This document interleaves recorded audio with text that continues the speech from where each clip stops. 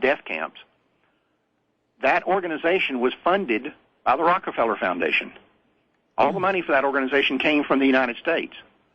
And we found documentation after documentation after documentation on the links between the Nazis and the American eugenics movement. And I'm telling you, when you look at it, as an American, this is hard to stomach. But the fact is that the ideas came from here. Sin knows no geographical boundaries. It's called Maafa21. It is the updated DVD from Life Dynamics Incorporated. We're going to come back more with Mark Crutcher. There's so much in here. The DVD is over 2 hours long. I can't possibly share with you everything that's in it. But, Mark, I want to go particularly to the updated information about USAID and how our exportation of abortion on demand is growing worse. We'll be back.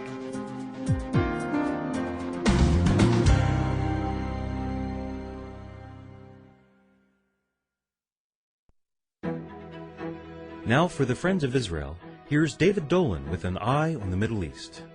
It has been evident in Israel for several years that significant tensions exist between Defense Minister Ehud Barak and Armed Forces Chief of Staff Gabi Ashkenazi. This division has concerned many Israelis, given that the two men form the backbone of the country's vital military defense against a host of enemies, especially Iran, Syria, Hamas, and Hezbollah. Analysts say the main source of the bad blood between the two veteran leaders is the relative popularity enjoyed by Ashkenazi over Ehud Barak. The Labour Party leader is seen as old hat by many people, especially younger voters who have known him to be on either the military or political stage all of their lives, one analyst told Israel Radio. Ashkenazi, on the other hand, is a relative newcomer to most people, rising to prominence only after being named Deputy Chief of Staff in 2002. Dark and strikingly handsome, he is the son of a Bulgarian father who survived the Holocaust and a Jewish mother from nearby Syria. Many believe Barak fears Ashkenazi will end up in politics as part of a rival political party. Are you looking for resources to enhance your personal Bible study? The full-color Friends of Israel resource catalog is available now and is yours free for the asking. Call us at 888-256-1000 to order your copy. You can view, download, or print the same catalog as a PDF at foi.org/store. If you prefer to have our catalog mailed to you directly, call 888-256-1000. Again, that's 888-256-1000. Call us today.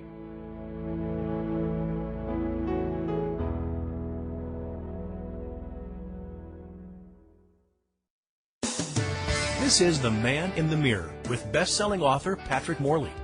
Men, when discipling a young man, be open and available as you lead him in wise decision-making. Often a young man simply needs a good listener to help him crystallize his thoughts. If you do, he will be more apt to come to you for counsel. Since you won't always be the one he comes to, teach him the value of choosing wise counselors. Direct him to choose friends who are trustworthy, people who have a track record for making wise choices, and to youth leaders at church. But the most beneficial thing you can teach him is to seek counsel from God. Show him how to pray, how to communicate with and listen to God. Model this discipline for him. Patrick Morley provides helpful advice to young men about being a Christian man. Get a copy of The Young Man in the Mirror. Go to mimradio.org.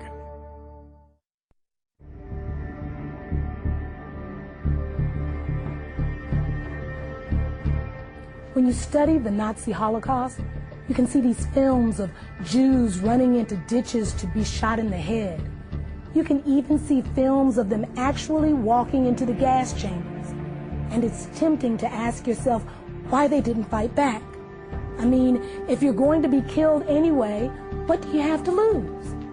Perhaps the answer is that they simply could not believe it was really happening.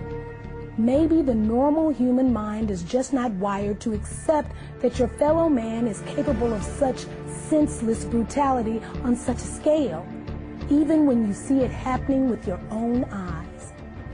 As African Americans, we need to recognize that we are doing the same thing. We need to understand that terms like pro-choice and reproductive rights and family planning are nothing more than marketing slogans. They're just code words that organizations like Planned Parenthood use to hide the fact that we're voluntarily submitting to the will of those who have been trying to exterminate us since the day slavery ended.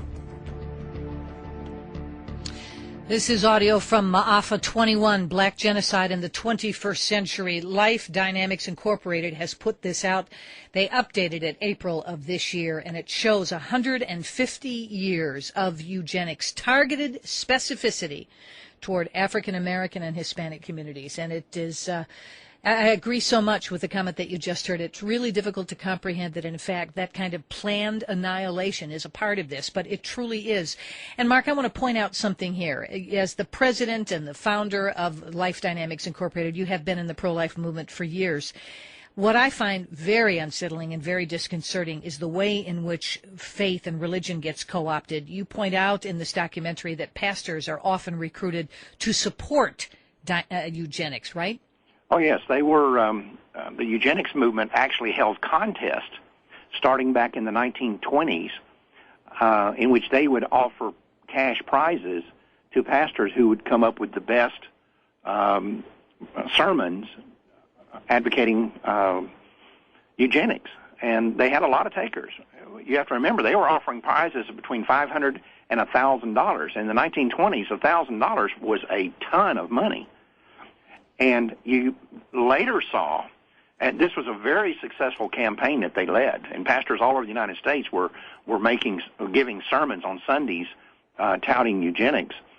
And the abortion industry has adopted that same strategy. They've had the same type of approach for years.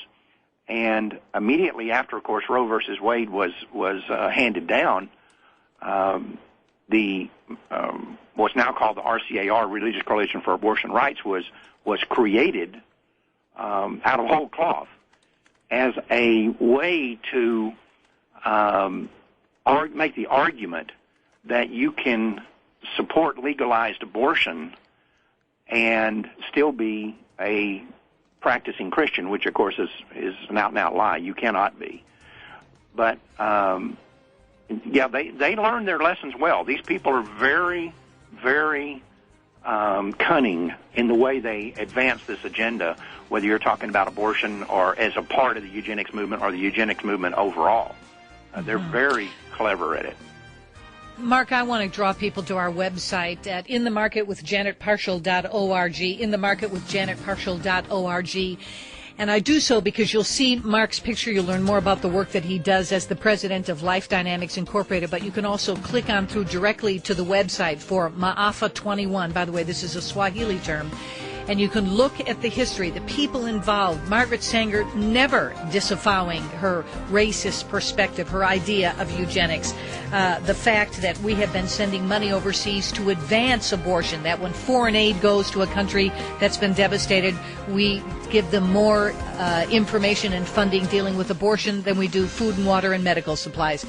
There's so much in here, all I can do is recommend it to you, and I'd encourage you to get a copy and see it for yourself. My thanks to Mark Crutcher. Thank you so much for being with us, friends, and we'll see you next time right here on the next edition of In the Market.